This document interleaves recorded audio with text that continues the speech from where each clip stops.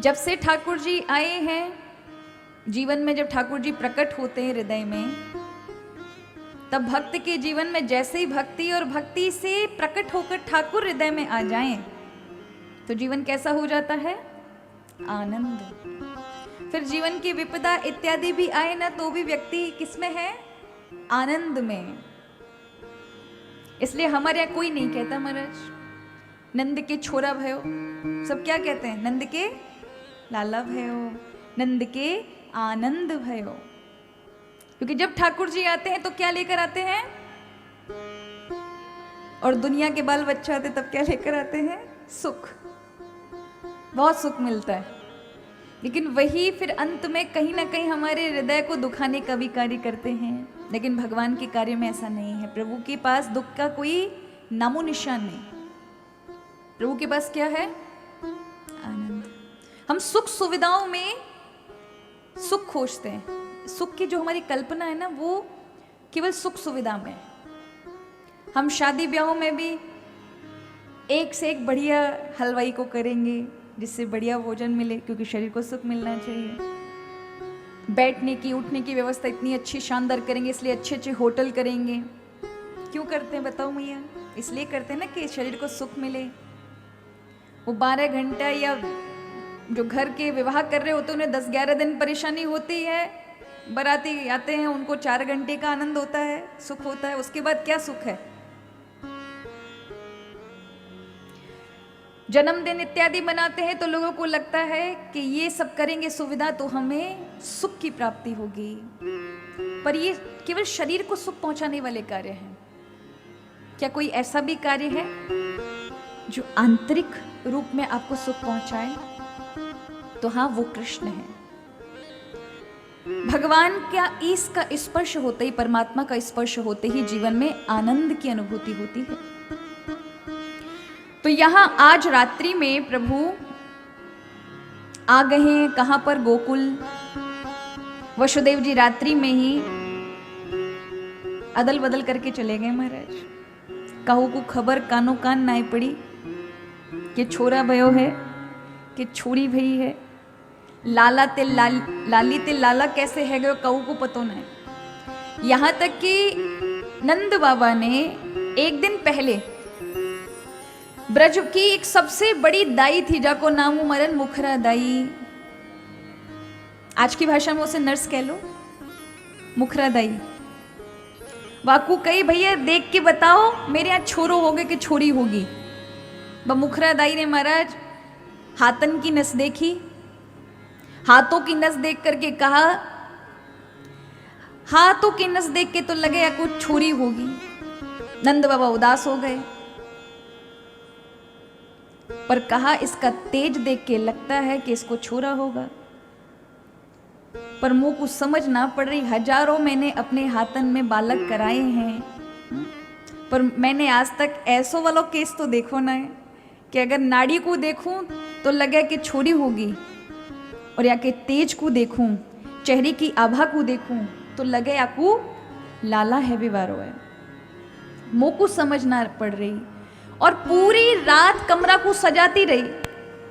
जैसे ही प्रभु का आना हुआ उसे इतनी तेज नींद लगी कि कब लाली है गई और कब लाली ते लाला बदल गयो, बाकू भी पता ना चली, जो जशोदा जी के कक्ष में ही थी। आज प्रभु जब आते हैं तो जीवन में आनंद की वर्षा होती, इसलिए ब्रजवासी सब आनंद में हो गए महाराज। और यहाँ वसुदेव जिस कन्या को लेके गए थे वो है माया। जैसे ही देवकी के अंक में आई, अपने आप ताले जड़ गए और कन्या ने जो ही चिल्लाना प्रारंभ किया, रोना चालू किया, सारे पहरेदार उठ गए। कंस का काल प्रकट हुआ, दौड़े दौड़े कंस के पास खबर गई। कंस आया, बहन से कहता इसे मुझे दे। देवकी कहती भैया इसे मत मारो, ये कन्या है। कंस को बड़ा आश्चर्य हुआ, जिसके लिए इतनी प्रतीक्षा करी वो कन्या है, ये कैसे हो सकता है? अंक से खींच लिया, लेकिन जैसे ही खींचकर मारना चाहा, उसके हाथ में एकदम से बिजली कौंधी और वो अष्टभुजी के रूप में उसके हाथ से तक्षण छूट करके आकाश में विद्यमान हो गई अपनी आभा के साथ। किम मया हतया मंदजात खलु तवान कृत, तू मुझे क्या मारेगा दुष्ट, तेरा अंत निश्चित है, तूने भगवान के भक्तों को परेशान प्रताड़ित किया है, इसलिए तेरा अंत करने वाला तो उत्पन्न हो चुका है, तेरी मृत्यु निश्चित है। सुना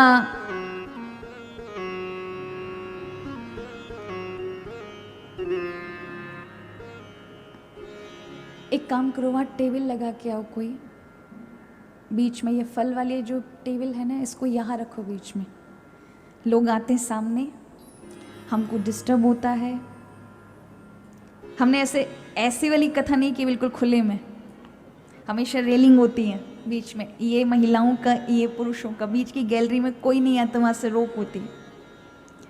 पर व्यवस्थाओं को देख करके नहीं बन पाया है, तो कम से कम हमारी प्यारी प्यारी माताएं बहनें, आप आते हैं, आपकी श्रद्धा को प्रणाम है, आप जहाँ पर हैं वहीं से प्रणाम करके बैठ जाएं बीच में। और कथा के बाद में जब हम उठेंगे तब आप ठाकुर जी आपके, भागवत जी आपकी, जितने करीब आकर आपको प्रणाम करना उतने करीब आके प्रणाम करो। कथा के समय, चलती समय में आकर के आप प्रणाम करोगे, आपको पता है कितना बड़ा भारी दोष है। अगर कथा का तार टूट के आपकी ओर गई निगाह, और सामान्य सी बात है अगर आप सामने जाओगे तो वक्ता की दृष्टि आप पर पड़ेगी, और हम यहाँ कोई किताब लेके तो बैठे ना है महाराज, हमको झट सी ना देख लेनो और पता चल जाएगी हमने का प्रसंग बोलो है। उसे आने में अगर चीज हट गई तो उसे आने में समय लगेगा, कम से कम 5 सेकंड 10 सेकंड का, या कहो 1 मिनट का। प्रसंग छूट जाएगा, उसका दोष लगेगा अपराध के रूप में, और उसका मार्जन ध्यान से होता है, सो आप करेंगे नहीं। ध्यान इतना सरल है क्या? नहीं है। भजन तो बनता नहीं, ध्यान कैसे करेंगे हम? इसलिए आप सभी हरि भक्तों से मेरा करवद निवेदन है, बोली वृंदावन बिहारी लाल की, श्री राधा रानी सरकार की। तो यहाँ ब्रजवासियों के यहाँ, हाँ, कंस के हाथ से छूट करके कन्या माँ भगवती महामाया दुर्गा के रूप में उपस्थित हो गई, अष्टभुजी, और कहती तू मुझे क्या मारेगा। कंस को आज पश्चाताप हुआ, अपनी बहन के चरणों में गिर गया, बहन मैंने तुझे बड़ा दुख दिया, मुझे क्षमा कर, क्योंकि पता है इसी का बालक मेरी हत्या करेगा। लेकिन ये जो बदलाव हुआ था, देवी का पैर उसके माथे पे लगा था, इसलिए पापी कर दे ज्यादा दिन बदलाव में नहीं रह सकता। जब तक आप किसी अच्छी चीज से जुड़े हैं, अच्छे लोगों में बैठे हैं, तब तक तो बदलाव है, वहां से छूटो नहीं महाराज, वो बदलाव हट जाएगा। इसलिए कई बार आप देखो सत्संग में ऐसे ऐसे जीव आते हैं, कथा श्रवण करेंगे, उनके मन में ऐसी बड़ी बड़ी भावनाएं जागृत हो जाएंगी, ये कर दें, वो कर दें, ये कर दें। पंडाल के बाहर जाते चप्पल पहनी और उस प्रसाद पर लड़ते रहते हैं महाराज, और घर जाकर के बस पूछो मत महाराज, कोई असर ही नहीं हुआ, कथा को यहीं छोड़ दिया। एक बार एक पिताजी ने अपने पुत्र से कहा, बेटा यहाँ पास में कथा चल रही, मंदिर में चले जाओ, हम दुकान संभालते हैं, हमारी जगह तुम चले जाओ और वहां से कुछ सीख कर आना। अब वो बालक तो गया, और उस दिन बैठा तो उस पंडित जी ने बहुत सारी बातें सुनाई, लेकिन उसने एक ही बात पकड़ ली कि भगवान सत्य है, और जो सत्य का पालन करता है उसकी हमेशा प्रभु रक्षा करते। उसने कहा आज से मैं सत्य बोलूंगा। आया दूसरे दिन दुकान पे बैठा, एक ग्राहक आया, ग्राहक ने पूछा चीनी कितने रुपए किलो है, तो कहा हमको तो इतने में पड़ती है, हमारे पिताजी इतने का बताते हैं, पर हम सत्य पर बोलेंगे इसलिए हम इतने का देंगे जितने का बाजार से आया है। तो ग्राहक को बड़ा आश्चर्य हुआ कि तो बड़ा ईमानदार दुकानदार है, 10 केजी चीनी ले गया। पिता ने देखा आज इतना ज्यादा ग्राहक क्यों आ रहे हैं, तो वो बैठ गए कि बेटा भाग्यशाली है। लेकिन जब उन्होंने देखा कि मुनाफा तो कुछ कमा ही नहीं रहे, बालक तो उनको और रेट बता बता करके बोल रहा पिताजी इसमें देते हैं, आई इसमें है। ये सुनकर पिता ने कहा ये बेटा ऐसे तो तू बर्बाद कर देगा मुझे, ये क्या तुमने क्या सीख लिया है? बोले पिताजी आपने तो कहा कथा में, कल हमने कथा में सुना था सत्य बोलना है। अगर कोई पेन लेने आए, आप उसे 10 का बेचते हैं, वो आता 3.5 रुपया का, तो उसको सही बताना चाहिए ना। मैंने अब कसम खा ली मैं सत्य बोलूँगा। पिताजी ने कहा कथा की बात कथा तक रख रहा हूँ, मैं 25 साल से सुन रहा हूँ, आज तक कभी भी अपने साथ नहीं लेकर आया। तू कैसे एक दिन गया और ऐसी बात लेकर आ गया कि आज मेरा व्यापार चौपट कर देगा। हम भी तो यही सोचते हैं, कितने लोग हैं इतनी सारी कथाएं सुनते, इतनी सारी कथा सुनते महाराज, पर बदलाव रत्ती भर का नहीं है। क्यों? सुनते हैं कथा पंडाल के बाद सब छोड़ के वहीं आते हैं। उसमें से कोई एक विरला ही होता है, कुछ विरले ही भक्त होते हैं जो किन्हीं चीजों को सुनकर के अपने हृदय में लेकर जाते हैं। नहीं, प्राय कैसे होता है? एकदम पक्के। इसलिए हमारे यहाँ कहा जाता है कि कथा जब श्रवण करो ना, तो किसके साथ करनी चाहिए? श्रद्धा के साथ। श्रद्धा के साथ करोगे तो हृदय में बैठेगी, और अश्रद्धा के साथ में चलो पड़ोसी ने कहा था चल देते हैं, चलो उधर हमारे ये यजमान जी उनका निमंत्रण आ गया था इसलिए चल देते हैं।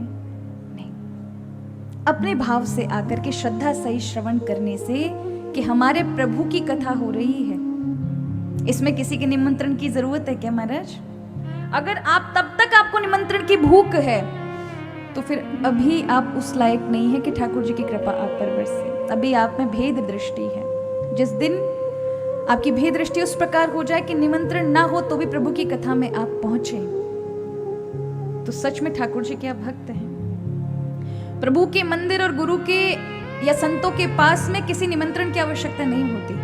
ठीक है, बाकी समाज के सब कल्याणों में निमंत्रण की इच्छा करो, वहां स्वाभिमान रखो, लेकिन भगवान के मार्ग में, प्रभु के मंदिरों में, प्रभु की कथाओं में, संतों के पास में निमंत्रण की अपेक्षा कभी नहीं रखना कि कोई निमंत्रण दे तब जाएंगे। नहीं, उस समय तुम्हारा स्वयं अपनी इच्छा से जाना चाहिए, अपने स्वाभिमान अहंकार का त्याग करके, तब ठाकुर जी की दृष्टि अपने ऊपर पड़ती है ना।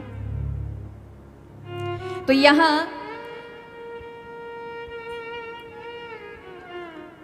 कंस ने बहुत अपने सारे मंत्री इत्यादि मंत्रिमंडल को बुलाया, कहा मेरी मृत्यु जिससे होने वाली है वो बालक ब्रजमंडल में कहीं जन्म ले चुका है।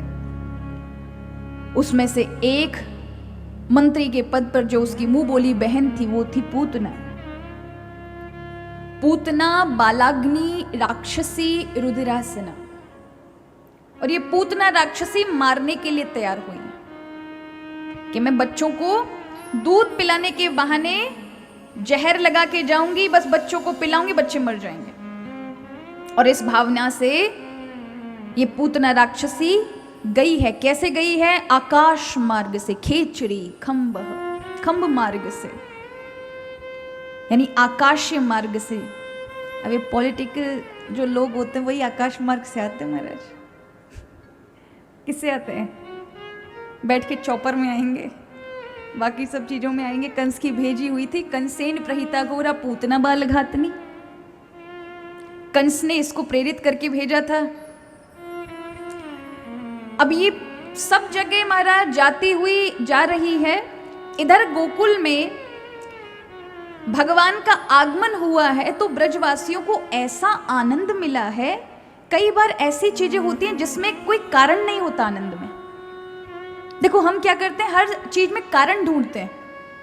ये हो जाए तो मैं खुश हो जाऊंगा, इतना हो जाए तो मेरा आनंद हो जाएगा, इतना मिल जाए तो मुझे खुशी मिल जाएगी। हम कारण देखते हैं, पर भगवान का जो प्राप्त होता है सुख, वो कारण नहीं, बिना कारण के प्राप्त होता, उसमें कारण नहीं होता। और कई बार आपके जीवन में ऐसा होता होगा, कभी आपने ध्यान नहीं दिया होगा, आपने कुछ किया भी नहीं है, कहीं गए भी नहीं, कोई चीज मिली भी नहीं, लेकिन आज अचानक से आपको एक शांति, खुशी है। कभी अनुभव करना, थोड़ा जागृति होगी तो आपको लगेगा कि आज का दिन बहुत अच्छा है, सब खुश खुश होकर जा रहा है। समझ लो वो आपके कुछ ना कुछ पुण्य सत्कर्म है उस दिन के, पूर्व के, जिसके कारण आज आपको बड़ी खुशी मिल रही है। कुछ अच्छे सुकृत आपने ठाकुर जी के नाम से किसी समय किए होंगे, तो वो आनंद के रूप में, क्योंकि समय के रूप में कौन है? भगवान ही है ना। आप ये जो समय दे रहे हैं किसको दे रहे हैं? भगवान को दे रहे हैं। आगे हम देखेंगे जब मृतिका भक्षण करेंगे तो किस तरह से टाइम चलता है, टाइम के अंदर विचार चलते हैं, विचार कैसे कर्म कराते हैं। वो यशोदा माँ ने पूरी सृष्टि को देखा था। तो अगर हमने समय में भगवान के सुकृत किए होंगे, अच्छे कार्य किए होंगे, तो वो सुख हमें हमारे प्रारब्ध के साथ जुड़कर के मिलेगा ही मिलेगा। तो आज सभी ब्रजवासी बिना किसी कारण के आनंद में, उनको लग रहा है कि आज साक्षात परम ब्रह्म हमारे बीच में आ गए। अब वो इतना तो जानते नहीं कि साक्षात ईश्वर हैं। उनको लगता है ये लाला केवल यशोदा नंद का नहीं, हमारा ही है। सब दौड़ दौड़ के आ रही हैं, सुंदर सज कर आ रही हैं और लाला को गोदी में लेती हैं। अब भगवान का जो रंग है ना, वो कैसा है? कृष्ण कृष्ण रंग है भगवान का। काला काला नहीं कहेंगे, जैसे भादो मास के घनघोर बादल, काले बादल आ रहे हो और अचानक एकदम से बिजली झटके से चमकती हो, और उस समय जो बादलों की सुंदरता है, चमक है, वो भगवान का रंग है। उस अलौकिक रंग का आकर्षण इतना है ब्रजवासियों में कि सब लोग पहले तो नंद को देखते हैं, फिर जशोदा मैया को देखते हैं, फिर लाला को देखते हैं और सब कहते हैं मैया तू एकदम सोने जैसी गोरी, नंद बाबा एकदम गोरे, ये कार्य कैसे एकदम अलग अनोखो पैदा है गए। कृष्ण जानते हो, कृष्ण का अर्थ होता है काले रंग का अर्थ।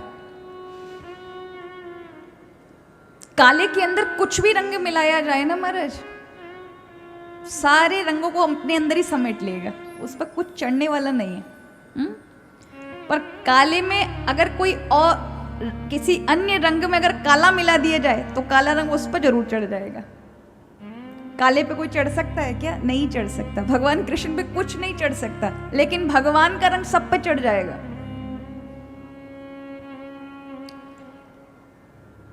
काला माने, काला रंग उस प्रकार का है, कभी आपने अंधकार देखा हो, लाइट बंद कर दो तो सब जगह अंधकार है, सब जगह। लाइट एक सीमित जगह पर ही प्रकाश दे सकती है, जैसे अब ये है, यहां तक ही प्रकाश दे रही है। अंधकार उससे दुगना है। आप जब वहां लाइट दिखाओगे तभी प्रकाशित हो पाएगा। यानी विराटता का दर्शन, कि भगवान कितने विराट हैं। तो काला रंग क्या, किसका प्रतीक है? विराटता का। या ये कहें काला रंग अनंतता का भी प्रतीक है, कुछ ना होने का भी प्रतीक है। कोई चीज यदि आप रखोगे तो वस्तु उस जगह को घेर लेती है ना। लेकिन एक गहरे कमरे में यदि आप जाएं तो अंधकार किसी चीज को घेरता नहीं है।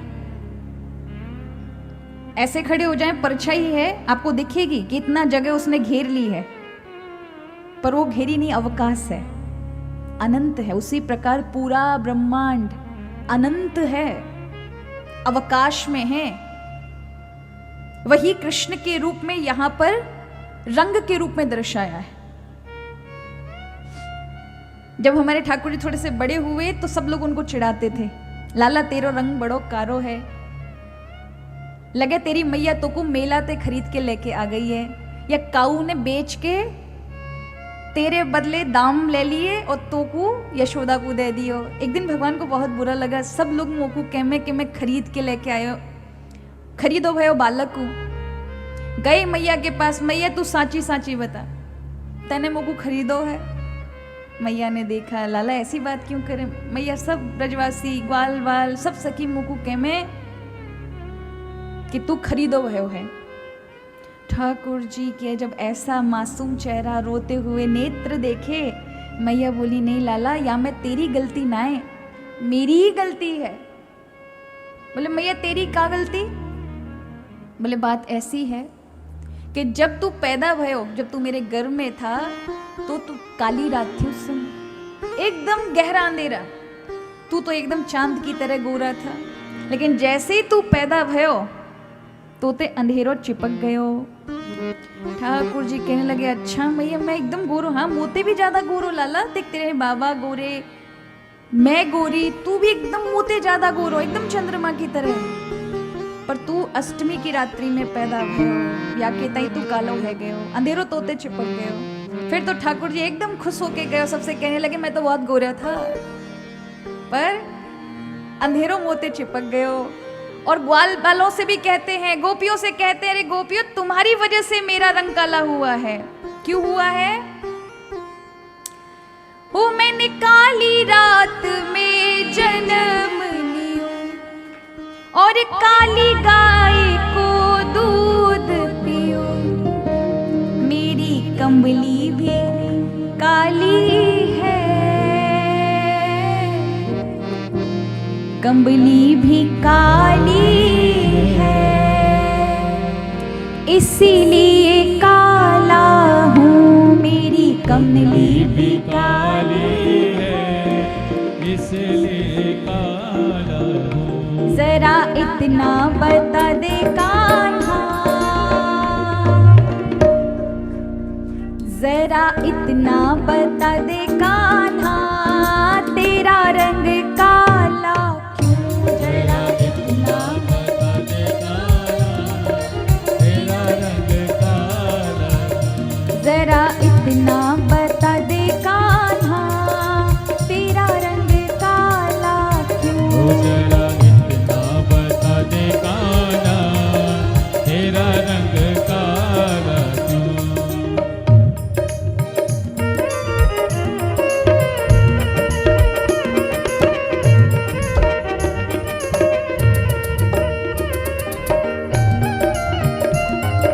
जय हो,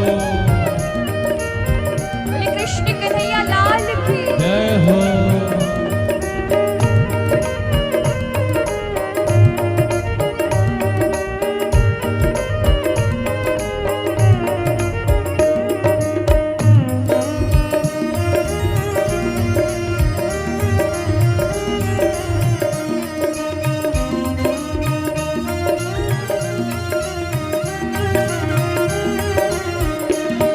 और ठाकुर जी कहते मैं काला कैसे हुआ?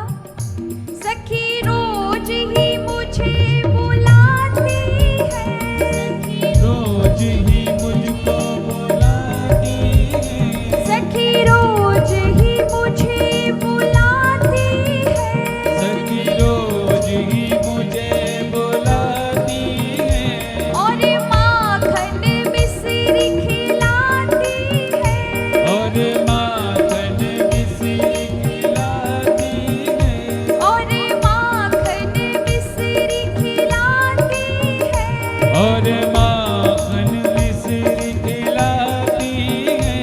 अब ये गोपियां माखन तो खिलाती हैं, खिलाना अच्छी बात है, लेकिन लड़ती हैं, मन में क्लेश करती हैं, मलिन काला मन है। गोपियों का मन काला, गोपियों का मन काला, इसीलिए काला हूँ। जरा इतना बता दे काला, तेरा रंग काला क्यों? ओ जरा इतना बता दे कान्हा, तेरा रंग काला क्यों? जरा इतना बता दे काला, तेरा रंग काला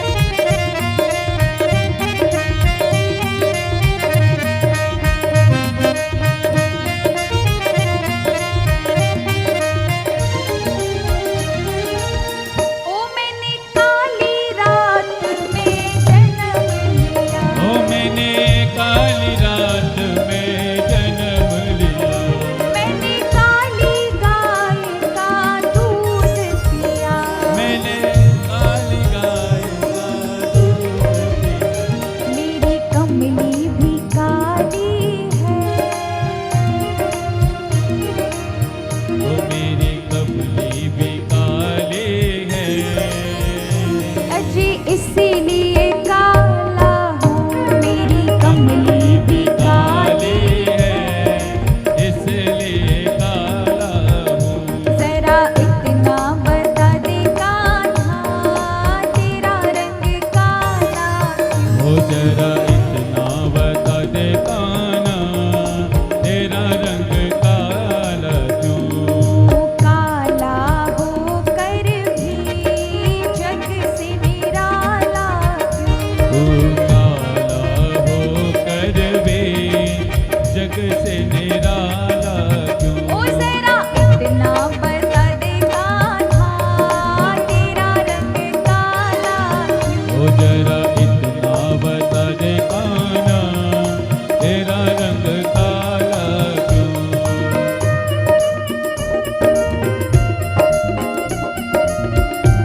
जय हो।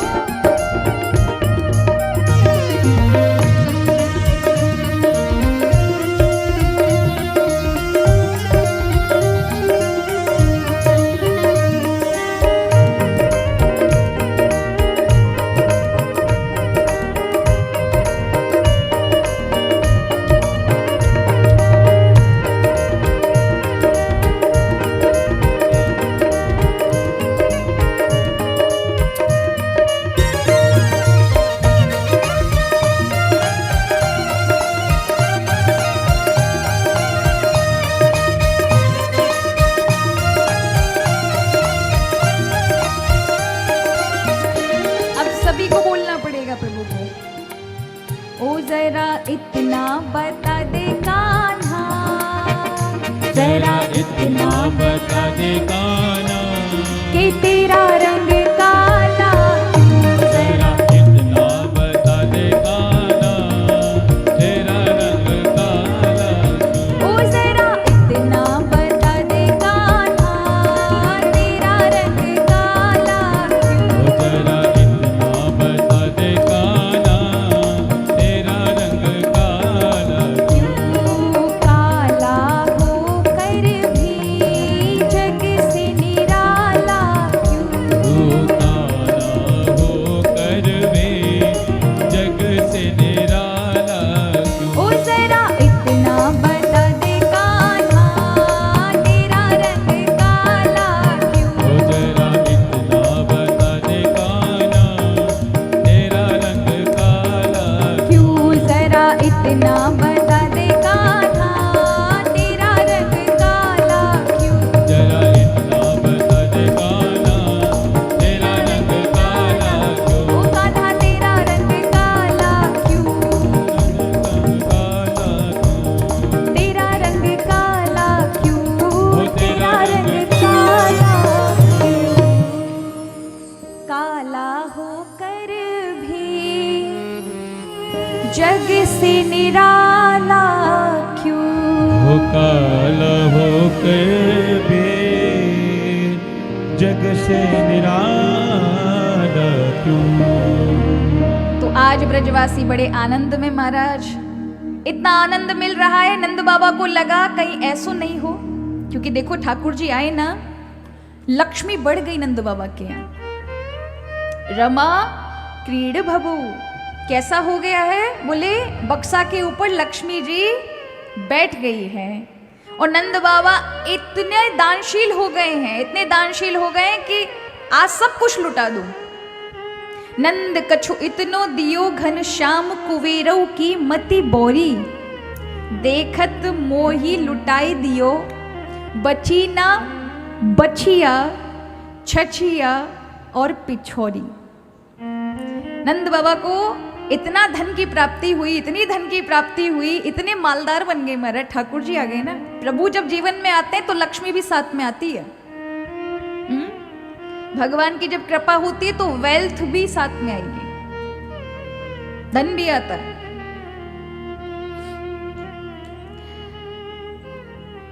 क्योंकि प्रभु के आते ही जीवन में भगवान सत्कर्म कराने के लिए धन की प्राप्ति कराते हैं।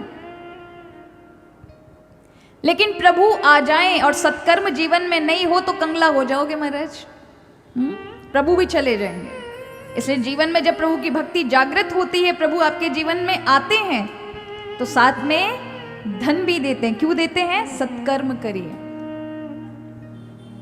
कुछ कर्म अपने स्वार्थ से ऊपर उठ के करने चाहिए। कथा पे ध्यान दो इधर।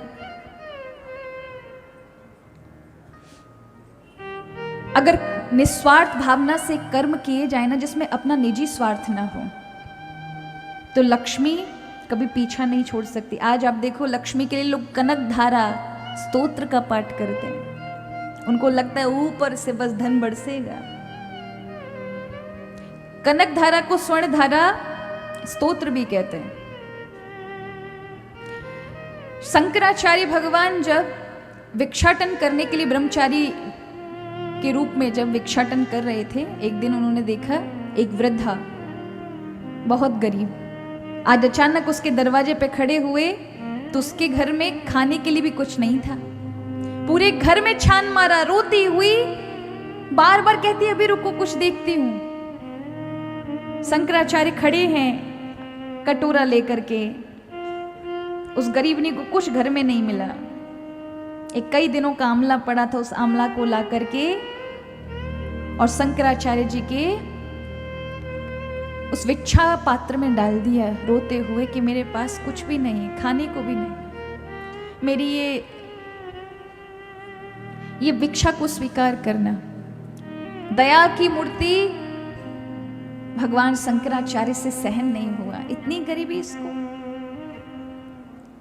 तो मां भगवती महालक्ष्मी का आवाहन किया, जिसको हम कनकधारा स्तोत्र के नाम से जानते हैं। इसका आवाहन किया। अंग हरे पुलक भूषण माश्रयन्ती भृंगांगनेव मुकुलाभरण तमालम। मां भगवती का आवाहन किया। मां भगवती प्रकट हो गई। बताइए मैं आपकी क्या इच्छा पूरी करूं? भगवान शंकराचार्य ने कहा इस वृद्धा के जीवन में धन भर दो। कहा नहीं हो सकता। पूर्व जन्म में इसने इतनी कंजूसी की, धन होने के बाद भी कभी सत्कर्म में नहीं लगाया, केवल अपने ऐशो आराम शरीर के लिए लगाया, इसलिए इस जीवन में से नहीं मिल सकता। ये पात्र नहीं है, योग्य नहीं है। शंकराचार्य ने कहा मां भगवती ये इस जन्म में इतनी गरीब थी, लेकिन फिर भी इसके घर में कुछ ना होने के बाद भी एक आंवला था। इसने उसी भाव से कपते हुए मेरे पात्र में आंवला डाला है। तो इसके अंदर भाव तो देने का था, लेकिन ना होने के कारण आंवला मुझे मिला है। तो सोने के आंवले की ये अधिकारी है, योग्य है, आपको देना पड़ेगा। लक्ष्मी जी को निशब्द कर दिया और आखिर भगवती को वृद्धा के घर में सोने के आंवले बरसाने पड़े। और लोगों को लगता है कनक धारा पड़ेंगे तो आंवले बरसेंगे, ऊपर से सोना बरसेगा।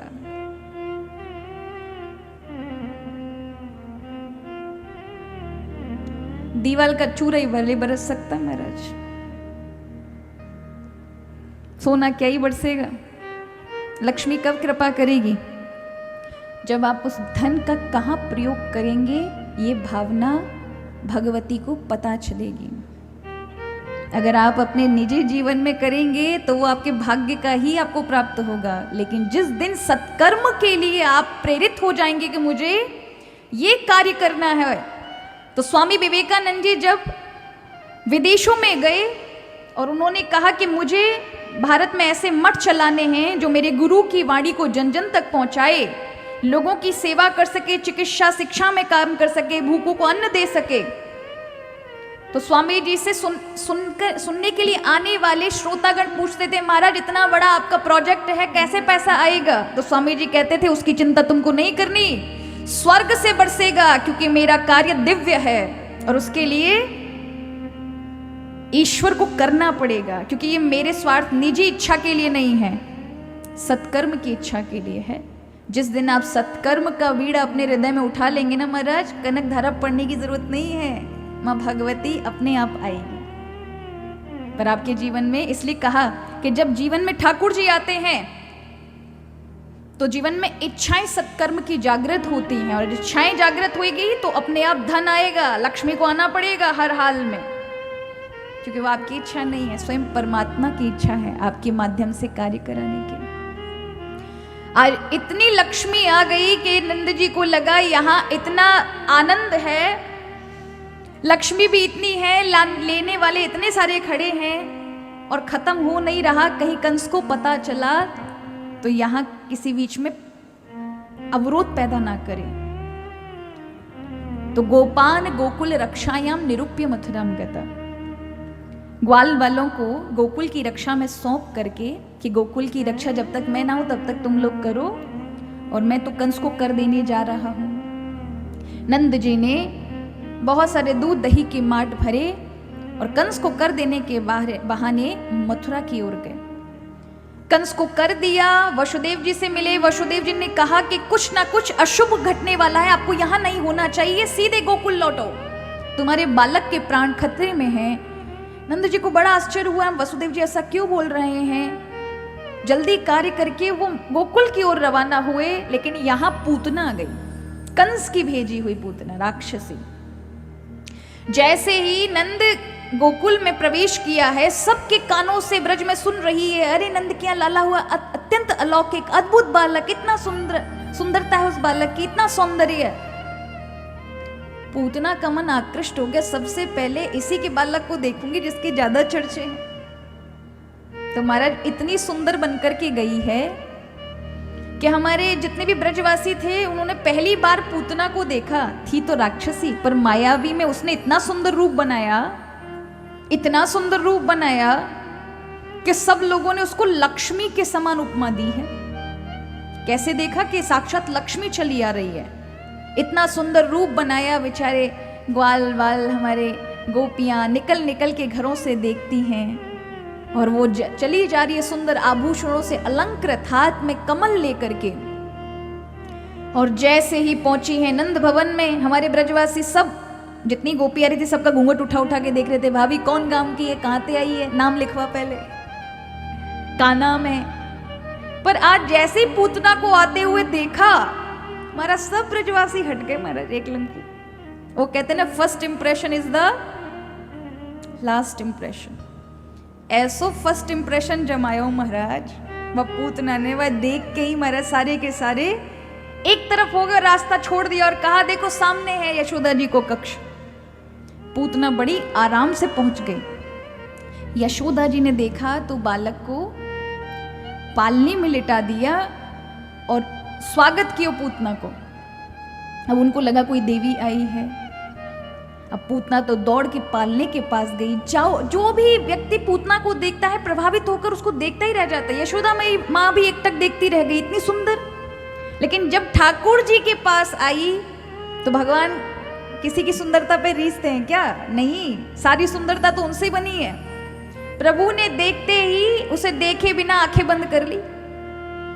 अब सारे विद्वान लग पड़े, भगवान ने काहे को आंखें बंद कर ली, देखो तो सही भैया, क्यों आंखें बंद करी?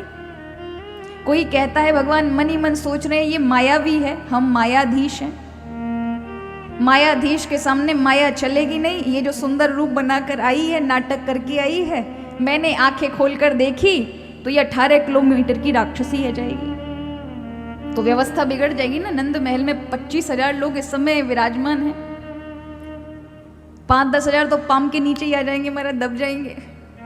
तो या कहता है भगवान ने आंखें बंद करी।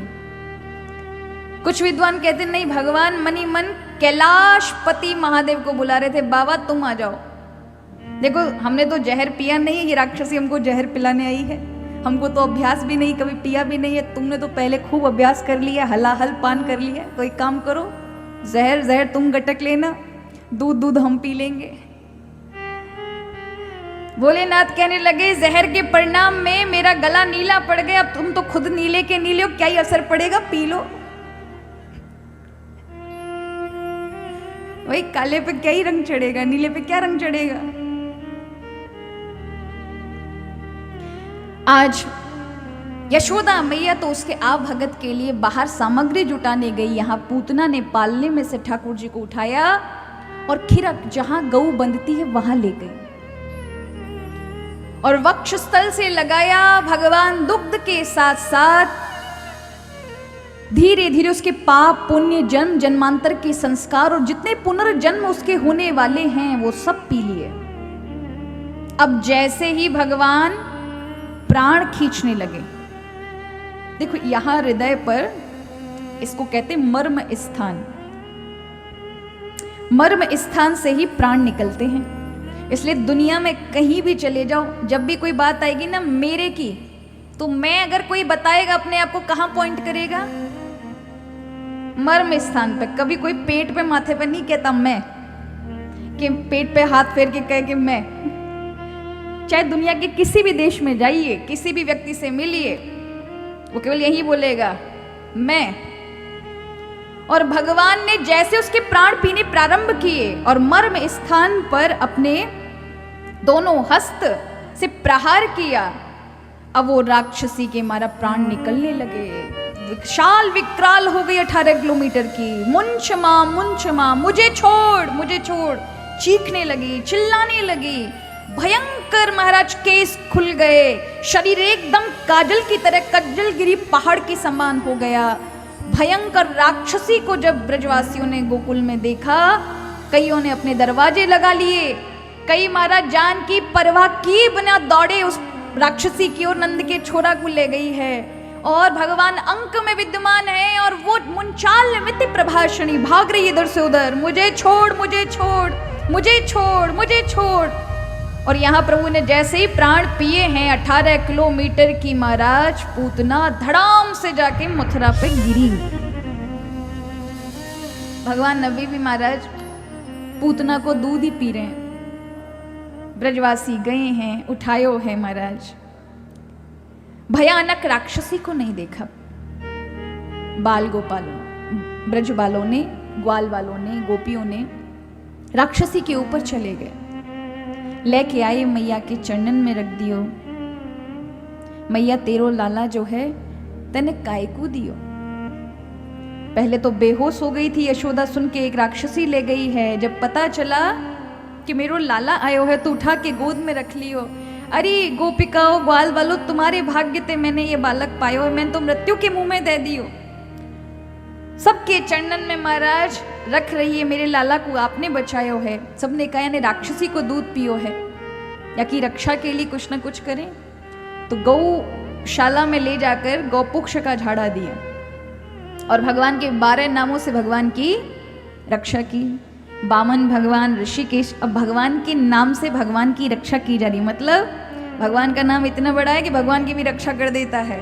इसलिए भगवान का नाम हमेशा जिह्वा पर लेते रहना चाहिए।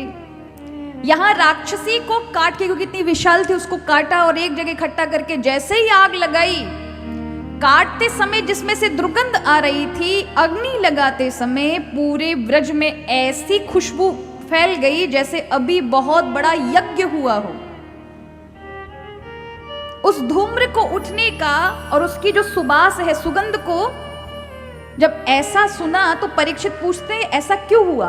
तो कहा जो गति भगवान ने मां यशोदा देवकी को नहीं दी, वो गति पूतना को प्राप्त हो गई। प्रभु इतने करुणा में है। ये राक्षसी मारने के लिए आई थी, लेकिन भगवान ने क्या किया?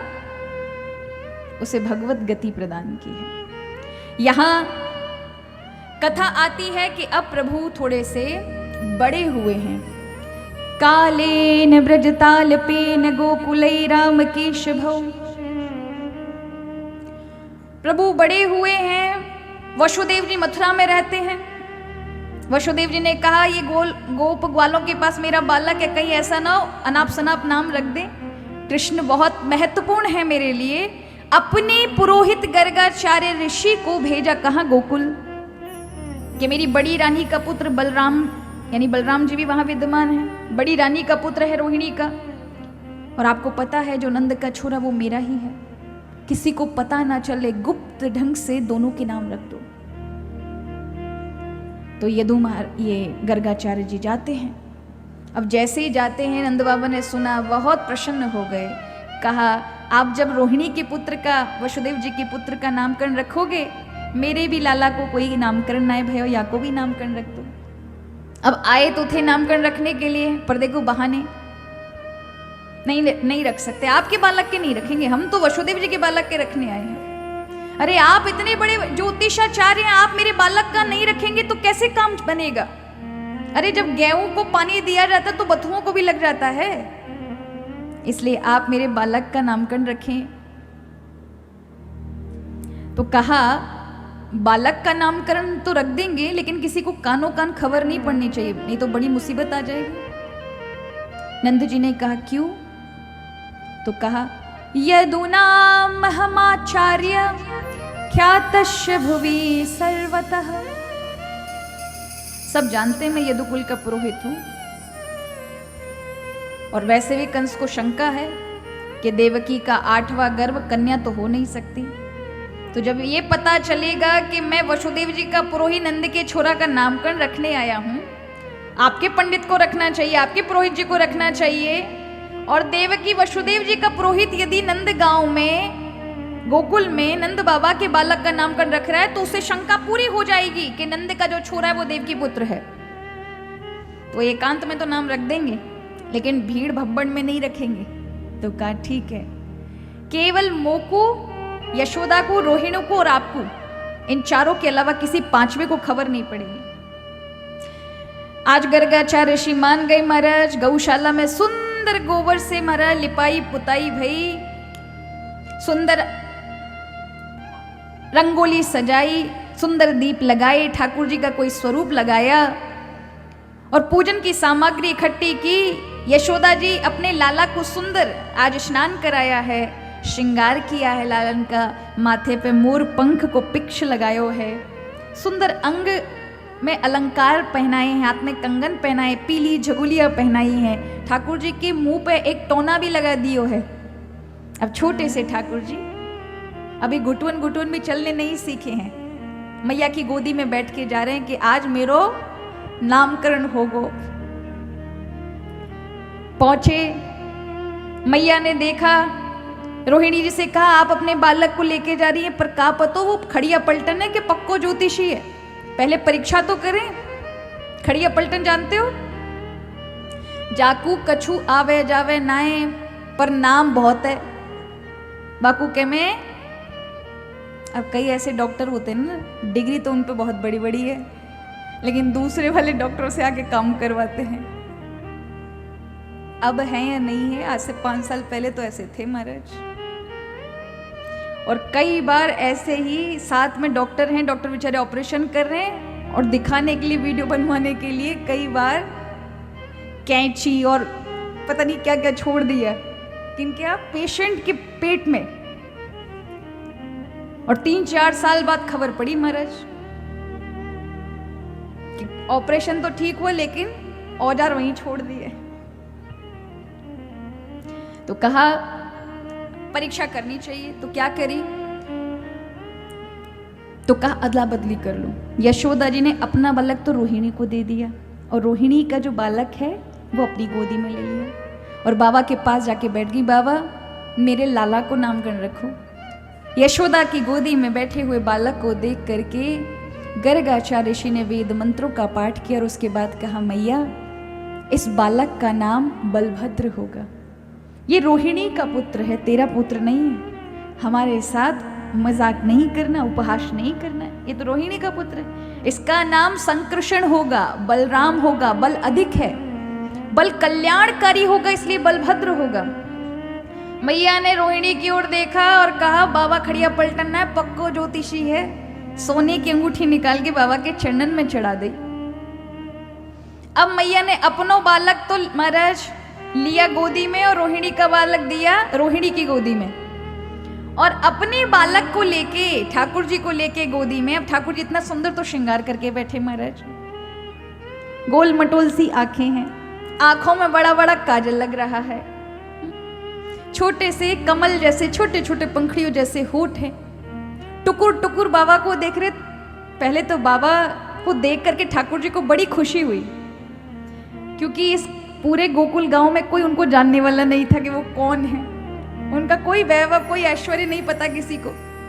जो आ रहा है कभी कोई मुंह में उंगली डाल देता है, कोई गोबर लगा देता है, कोई पैर खींच रहा है, कोई हाथ में भर लेता है, कोई सोने नहीं देता।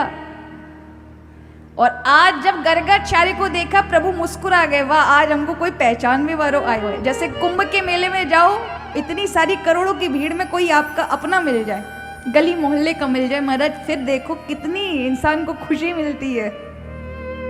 हाँ? और वैसे वो व्यक्ति 50 बार सामने से निकलता, कोई मतलब नहीं, कोई खुशी नहीं, पर ऐसी जगह मिलने दो जहां कोई तुम्हारा ना हो, वहां बड़ी खुशी मिलती है। अब ठाकुर जी का तो मुंह सूझ के मारा कुप्पा सा हो गया कि मुझको कोई पहचान में वारो आयो। गर्गाचार्य ऋषि ने जैसे ही देखा उनकी तो समाधि लग गई, ये तो साक्षात नारायण है। मैंने युगों युगों तक जिसकी तपस्या की वो इतनी आसानी से मेरे समक्ष यहां पर होंगे। तो एक तो होती है ध्यान समाधि, एक होती है त्राटक समाधि। ध्यान समाधि में क्या होता है, आंखें बंद हो जाती, सांस चलती रहती है, मन प्रभु में लीन होता है। त्राटक समाधि में आंख खुली रह जाती है, सांस बंद हो जाती है। अगर ऐसा किसी के साथ हो जाए तो क्या समझोगे? जय राम जी की हो गया महाराज, कछु ना बचो। अब बाबाए 10 सेकंड भई, 20 सेकंड भई, 60 सेकंड हो गई, 2 मिनट हो गया, 5 मिनट हो गया, 10 मिनट हो गया, मैया बैठी है, बाबा तो पलक ही ना हिला रो। एक दूसरे से देखने लगे कि बाबा गयो तो नहीं। अपने अपने बालक को रख करके पास में देखा तो सांस नहीं चल रहे, आंखों के पास हाथ हिलाया तो पलक नहीं हिल रहे। दोनों मैया ने कहा अरे ऐसो बाबा जी आयो, नामकरण धरवे आयो, खुद ही सिधार को। अब दोनों मैयाओं ने पकड़ के जैसे ही झकझोरा, बाबा एकदम समाधि से बाहर है। अरे मैया मैया, मैया के बाबा गजब है गयो, मैं तो सोची तू चलो गयो, अब हमारा नाम और बदनाम है जाएगा। कहा नहीं मैया, तेरे लाला के गुण दोष देख रहा था। कहा मेरा लाला क्या बनेगा बताओ। बोले मैया ये तो बनो बनायो या का बनाएगी। नहीं बताओ बाबा ये का बनेगो, बड़ो है के नाम करेगो कि नहीं करेगो, या को का नाम होगो।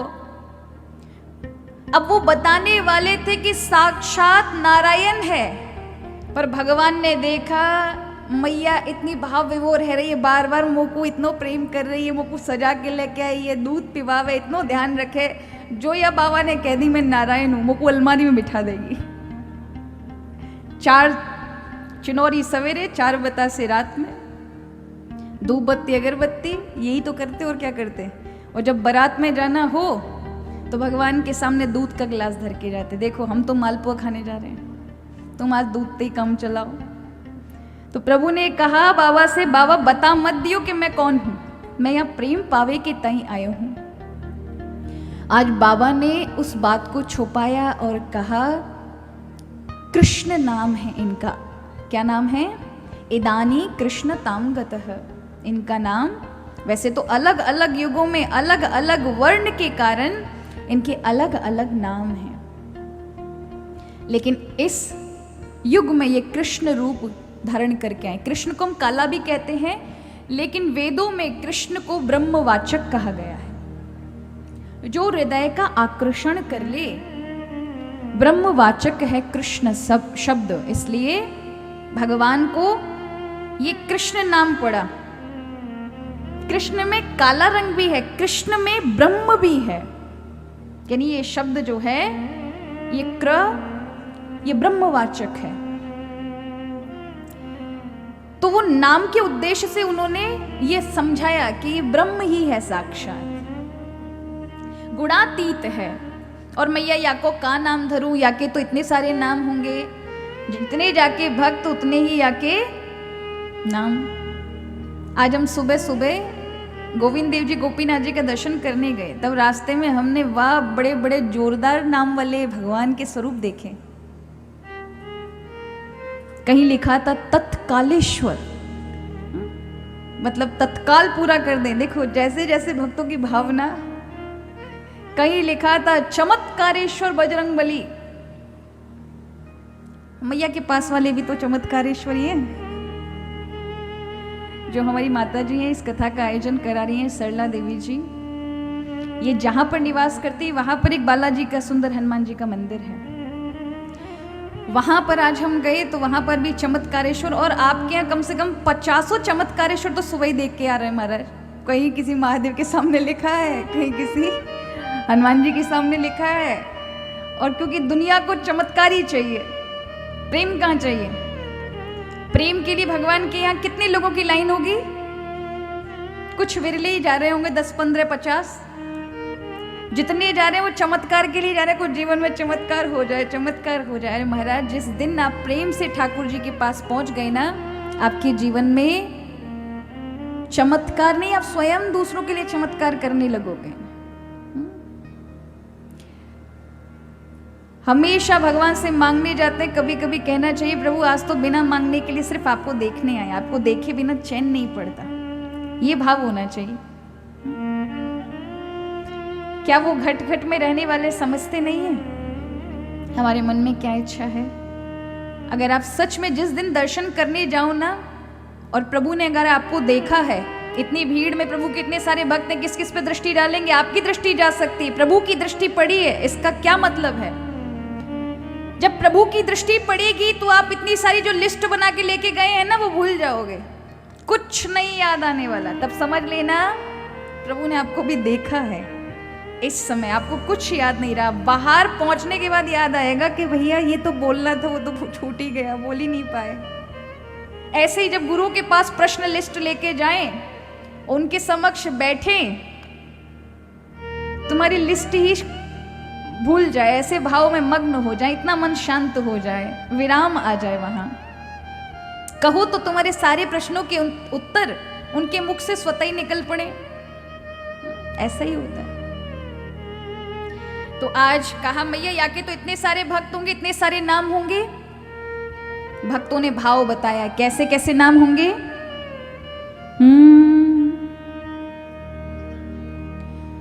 कोई कहे गोविंद, कोई गोपाला, कोई कहे गोविंद, कोई गोपाला। और भगवान के कैसे कैसे भक्तों ने क्या क्या नाम रखे हैं, और हमें क्या कहना चाहिए? अजी कोई कहे गोविंद, कोई गोपाला, कोई कहे गोविंद, कोई गोपाला।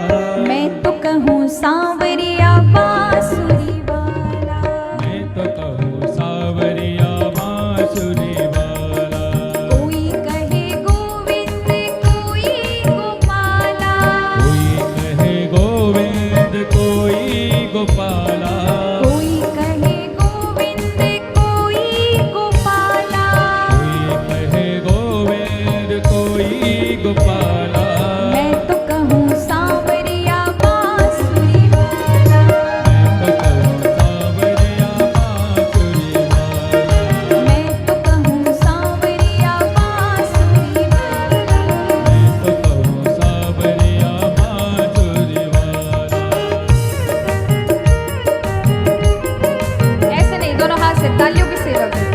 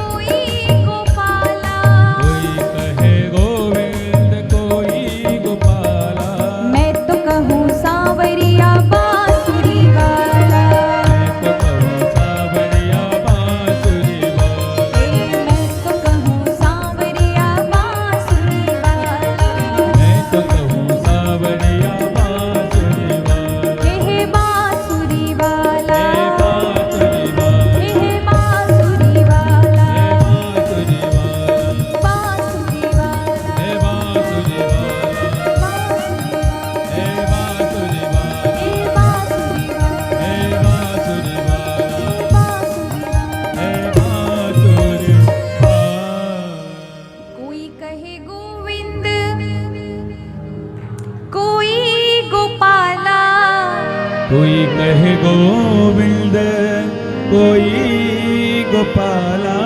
और हम क्या कहें? मैं तो कहूँ सांवरिया, मैं तो कहूँ सांवरिया बांसुरी वाला। मैं तो कहूँ सांवरिया बांसुरी वाला। बहुनि सन्ति नामानि रूपाणि च सुतश्यते गुणकर्मानुरूपाणि तान्यहं वेद नो जनः। मैया इसके बहुत से नाम होंगे, गुण कर्म के अनुसार भक्त अलग अलग भावनाओं के से प्रेरित होकर के अलग अलग नाम धरेंगे। या को मैं नाम धर के जा रहा हूं कृष्ण। क्या नाम रखा? क्या नाम रखा? किशन नहीं। क्र बोलो ना तो जीभ टेढ़ी होनी चाहिए। अब बोलो, चम्मच की तरह होगी। कृष्ण बोलो। लोग बोलते हैं कृष्णा, ये द्रौपदी का नाम है, ठीक है। कृष्णा जो है, इसलिए जब आप हरे कृष्ण बोलते हैं उसमें कृष्णा नहीं बोला जाता, वो है हरे कृष्ण। हरे कृष्ण हम क्या करते हैं? हरे कृष्णा कृष्ण कृष्ण, और फिर हरे राम है, हरे राम राम राम हरे हरे। अगर आप हरे कृष्ण में आल जोड़ देंगे तो वो सारा स्वरूप बिगड़ जाएगा।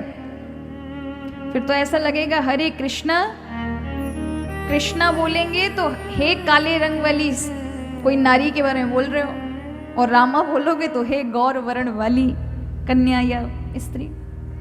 लेकिन अगर आप जब हरे कृष्ण बोलेंगे तो हरे राधा रानी कृष्ण भगवान, ये शब्द बनेगा। हरे में माँ सीता और राम में भगवान पुरुषोत्तम, मर्यादा पुरुषोत्तम भगवान का नाम आएगा।